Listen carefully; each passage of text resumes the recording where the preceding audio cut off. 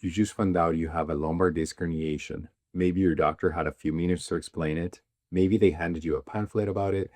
You still have more questions than answers.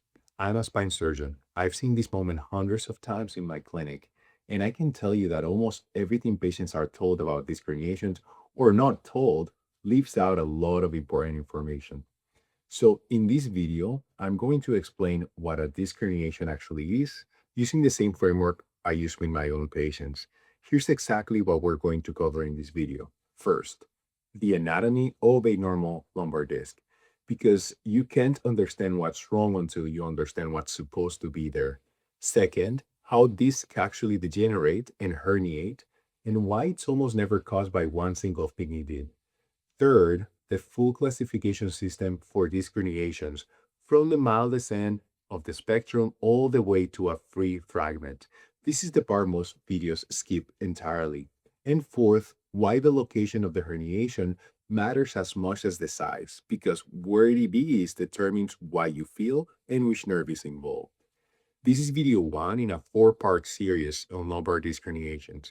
By the end of this series, you'll understand your condition better than most people. I'm Omar Ramos. I'm a spine surgeon at Twin City Spine Center in Minneapolis. I perform spine surgery 3 days a week, and the majority of my surgical patients have a lumbar disc herniation somewhere in their history. What that means for you is that I'm going to explain this the way I explain it to a patient who's sitting across from me in clinic, with the anatomy, the evidence, and the honest answers to the questions you actually want to ask. Let's start with the basics. So let me show you something. This is a lumbar spine model. The lumbar spine is the lower portion of your spine. The five vertebrae between your rib cage and your pelvis. We label them L1 through L5, top to bottom. Between every two vertebrae is a disc. So you have five lumbar discs, L1, L2, L2, 3, L3, 4, L4, 5, and L5 is 1. The last one sits between your fifth lumbar vertebrae and the sacrum. Now, what is a disc exactly? I want you to think of a jelly donut. The outer layer of the disc, called the annulus fibrosus, is like the bread of the donut. It's made up of multiple layers of tough interwoven collagen fibers arranged in a very specific crisscross pattern. Those layers are called lamellae, and they are designed to contain pressure and resist torsional forces at the same time. Inside the annulus is the nucleus pulposus, the jelly center of the donut. The nucleus is a gel-like structure made primarily of water and protoglycans. In a young healthy disc, the nucleus is about 80% water. That high water content is what gives the disc its height and its ability to absorb and redistribute compressive loads. The disc does two things. It acts as a shock absorber between the vertebrae, and it also allows controlled movement, flexion, extension, rotation. It's one of the most mechanically sophisticated structures in the human body. Now, running through the center of the lumbar spine is the spinal canal. The spinal cord itself ends around L1-2 in most adults. Below that, the canal contains a bundle of nerve roots called the cauda equina, which is a Latin word for horse's tail because of how it looks. Those nerve roots exit the spinal canal through openings on either side of the spine called foramina. Each nerve root at each level has a specific territory, areas of skin, muscle, and function it controls. We'll come back to that in video 2 when we cover symptoms and diagnosis. Now that you understand the normal anatomy, here's where it gets interesting. Because the single most common question I get from patients is, what did I do to cause this? And the honest answer is almost always probably nothing specific. Let me show you why. Disc degeneration is part of the normal aging process. It starts earlier than most people think. Imaging studies show early degeneration in some people as young as their mid-20s. By age 50, the majority of people have some degree of this degeneration on MRI, even if they have zero symptoms. Here's what actually happens inside the disc over time. The nucleus pulposus, remember, the jelly center, gradually loses water content as we age. The protoglycans that hold that water break down. The disc loses height. On MRI, you'll see the disc go from a bright white signal on T2 images, indicating high water content, to a darker, desiccated appearance. This is what radiologists call disc desiccation, and is listed in almost every adult lumbar MRI report. As the disc loses its shock absorbing capacity, the annular fibers start to develop small tears. We call these annular fissures or annular tears. These tears can be painful on their own, even without any disc material actually herniating. And here's the key point about causation. Disc herniation is many times the result of accumulated mechanical stress on a disc that has already undergone some degree of degeneration, not a single event. A patient who lifts something heavy and feels a pop isn't causing a herniation from scratch. They're pushing an already compromised disc past its threshold. Genetics plays a significant role as well. The predisposition to this degeneration runs in families sometimes. Smoking accelerates it by reducing the nutrient supply to the disc, and repetitive loading, prolonged sitting, and certain occupations increase the risk as well. But for most patients, there is no one thing they did that caused it. The disc was already in the process of breaking down. Now, here's where most patients, and honestly, a lot of general practitioners, have an incomplete picture. There's actually a spectrum of this herniation, with four distinct types defined by a classification system developed by the North American Spine Society, or NAS. And which type you have directly affects your prognosis, your treatment options, and whether your disc has the ability to heal on its own. That's what I'm going to show you right now. The classification system I use, and the one most commonly used in spine surgery literature, comes from the combined task force of the North American Spine Society, the American Society of Spine Radiology, and the American Society of Neuroradiology. It was last updated in 2014, and it makes very specific distinctions that matter clinically. Let's go through each one. Type 1 is disc bulge. First, and this is the one that causes the most confusion, a disc bulge is technically not a herniation. By NAS definition, a bulge is a generalized symmetric extension of a disc tissue beyond the edges of the vertebral end plates, affecting more than 25% of the disc circumference. Think of the disc spreading outward equally in all directions, like a tire that's slightly overpressured.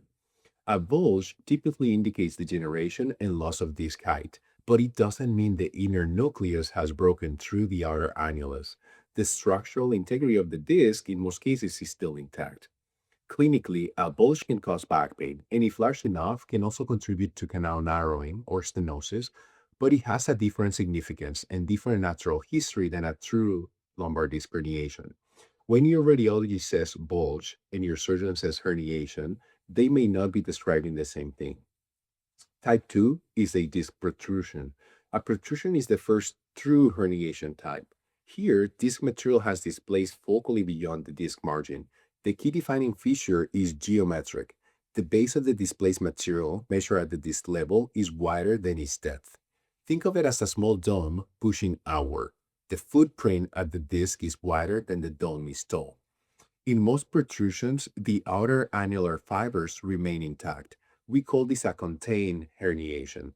This distinction, contained versus non contained, is one of the most clinically important concepts in lumbar disc disease, and I'll come back to it in a moment. Protrusions are the most common herniation type.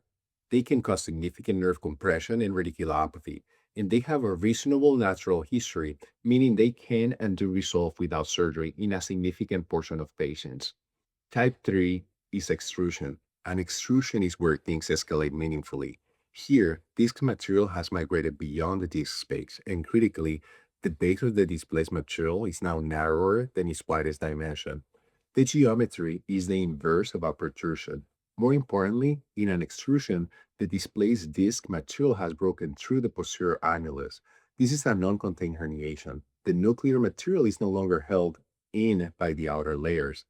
Extrusions can migrate superiorly or inferiorly along the posterior longitudinal ligament, basically up or down from the disc level. A fragment that migrates cranially at L45, for example, might compress the nerve root at that level in a different position than you would expect from the disc level alone. Extrusions tend to cause more significant nerve compression and more dramatic symptoms. But, and this is something that surprises a lot of patients, large extrusions also have a higher rate of spontaneous resorption than smaller contained herniations. We'll explain why in video 3 when we talk about natural history of lumbar disc herniations. Type 4, sequestration or free fragment. The furthest end of the spectrum, sequestration or a free fragment. This is when disc material has completely separated from the parent disc and exists as an isolated piece within the spinal canal or foramen. A sequestered fragment is no longer attached to the disc at all. It may sit at the disc level, or it may have migrated significantly, sometimes several levels away from the original disc. Clinically, sequestered fragments can cause severe, often sudden onset nerve compression. They are also subject to the same immune-mediated resorption process as extrusions. In fact, some of the most dramatic cases of spontaneous MRI resolution I've seen in my career have been free fragments. The exposed nucleus pulposus tissue triggers an immune response that can dissolve the fragment over weeks to months. However, sequestered fragments are also more likely to require surgical intervention when they are causing progressive neurologic deficits or when they fail to respond to conservative management. The contained versus non-contained distinction. Let me bring this together with one concept that I want you to remember from this section: contained versus non-contained. A contained herniation, like most protrusions, means the outer annular fibers are still intact. The disc material is pushing outward but hasn't escaped the envelope of the disc itself. A non-contained herniation, such as extrusions and sequestrations, means disc material has broken through the annular boundary and is now in contact with the epidural space, the nerve roots and the immune cells that circulate there. Why does this matter? Because the resorption potential of a herniation, or its ability to shrink or disappear on its own, is partially driven by that immune exposure. Non-contained herniations expose nucleus pulposus material directly to the immune system, which recognizes it as foreign and can initiate a resorption cascade. We'll go much deeper on this mechanism on video 3 in the series. So now you know the four types on the severity spectrum. But here's what most patients don't realize: where the herniation sits in the canal, its location, determine which nerves gets compressed, what symptoms you feel, and sometimes which surgical approach we use. Same disc level, but completely different clinical picture and different treatment depending on where in the canal this material lands. Let's look at this on the actual view, looking down through the spine from above, like we're looking at a cross section of the disc. I'm going to show you the four location zones of a lumbar disc herniation, and I'm going to use the same image and just move the herniation annotation to each zone so that you can see exactly how the relationship to the neural structure changes based on the location. Zone 1 is central. A central herniation extends directly posteriorly to the midline of the spinal canal. It pushes against the thecal sac, or the dural sleeve that contains the cauda equina nerve root. Central herniations don't typically compress a single nerve root at the disc level. Instead, they can produce bilateral symptoms, meaning both legs are involved, because they're pressing on the central bundle of nerve roots rather than catching one as it exits the spine. They can also contribute to central canal stenosis. That's when the entire canal gets narrowed. A very large central herniation, particularly an extrusion or free fragment, raises concern for cauda equina syndrome, which is a surgical emergency. That's something we'll cover in detail in video 2 of this series. Zone 2 is paracentral or subverticular. Paracentral, also called subverticular, is the most common location. The disc material has shifted to one side of the canal and is compressing a nerve root in the lateral recess right underneath the articulation. This is where the anatomy gets clinically crucial, and I want you to pay close attention. At each disc level, there are two nerve roots in the vicinity. There's an exiting nerve root, which is leaving the canal at that level through the foramen, and a traversing nerve root, which is heading downward through the canal to exit at the level below. A paracentral herniation at L4-5 compresses the L5 traversing nerve root, not the L4 exiting root.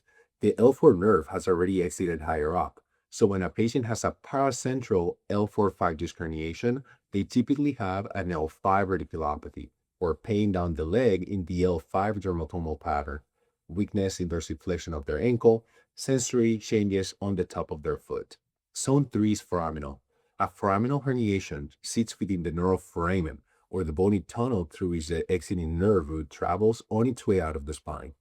This is where the exiting root gets caught. So at L4-5, a foraminal herniation compresses the L4 exiting nerve root, not L5. The clinical picture is different from a paracentral herniation at the same level. There's a concept called the double crush phenomenon that's relevant here. The foramen is already the narrowest part of the pathway for that nerve root. A foraminal herniation can compress the nerve root both from the disc material below and the superior pedicle above. This confined space often produces more severe and sometimes more refractory pain than a paracentral herniation of equivalent size. Foraminal herniations are also technically more challenging to be compressed surgically. You're working in a tighter space. This is one reason surgical planning requires understanding of the location, not just the level. With technologies such as endoscopic spine surgery, these herniations are now much more easier to address. Zone 4 is far-lateral or extraforaminal. Far-lateral or extraforaminal herniations sit completely outside of the spinal canal, lateral to the foramen, in the soft tissues or the paraspinal region. These are less common and notoriously easy to miss on MRI if the radiologist isn't looking specifically for them. The nerve root affected is the exiting nerve root as well, same as foraminal herniation, but the compression happens even further laterally. Far lateral herniations are also surgically important because the standard posterior midline approach used for most discectomies may not provide adequate access. They often require a more lateral approach or a modified technique. Now, why do some herniations cause pain and some don't? Before we close this video, there's one more concept that I think is important to establish, and it's one that directly affects how you should think about your diagnosis. These herniations cause pain through two distinct mechanisms, and most patients only know about one of them. The first mechanism is mechanical. The disc material is physically pressing on a nerve root or the fecal sac. This is what most people think about, is the image of the disc pressing against the nerve. The second mechanism is chemical and inflammatory mediated. Nucleus pulposus tissue containing inflammatory mediators, including phospholipase A2, cytokines, and other molecules that are highly irritating to nerve tissue. When a non-contained herniation exposes nucleus material to the epidural space, it triggers a local inflammatory response around the nerve root. This is why patients with relatively small herniations can have severe radiculopathy. It's the chemistry that can be as provocative as the mechanical compression itself. Now, here's the piece of information that I want you to leave with before we get into symptoms and diagnosis in the next video. Studies have shown that a significant percentage of people walking around right now have lumbar disc herniations on MRI, and they have zero symptoms. They've never had back pain. They've never had leg pain. They don't even know. This doesn't mean your symptoms aren't real. It means that the imaging findings and the clinical picture have to be interpreted together. A herniation on MRI report is information, it's not a verdict. We'll dig into exactly how we correlate imaging to symptoms in video 2. So let's bring this together. A lumbar disc herniation is not one thing, it's a spectrum. From a disc bulge, which isn't technically a herniation at all, through a protrusion, an extrusion, and a sequestered free fragment. Each type has a different anatomical meaning, a different relationship to the annular envelope, and a different prognosis. And the location of that herniation, central, paracentral, foraminal, or far-lateral, determines which nerves is involved and what symptoms it produces. Same level, completely different picture. In the next video, I'm going to cover symptoms and diagnosis, the dermatomal patterns for each nerve root, what the clinical exam actually tests for, when you need imaging and what type, and the red flag symptoms that change the urgency of everything. If this video helped you understand your MRI report or your diagnosis even a little better, that's exactly what I made it for. Share it with someone who just got a diagnosis and doesn't know what it means, and subscribe if you want the rest of the series. Video 2, 3, and 4 are all coming in the next couple of weeks. I'm Omar Ramos. I'll see you on the next one.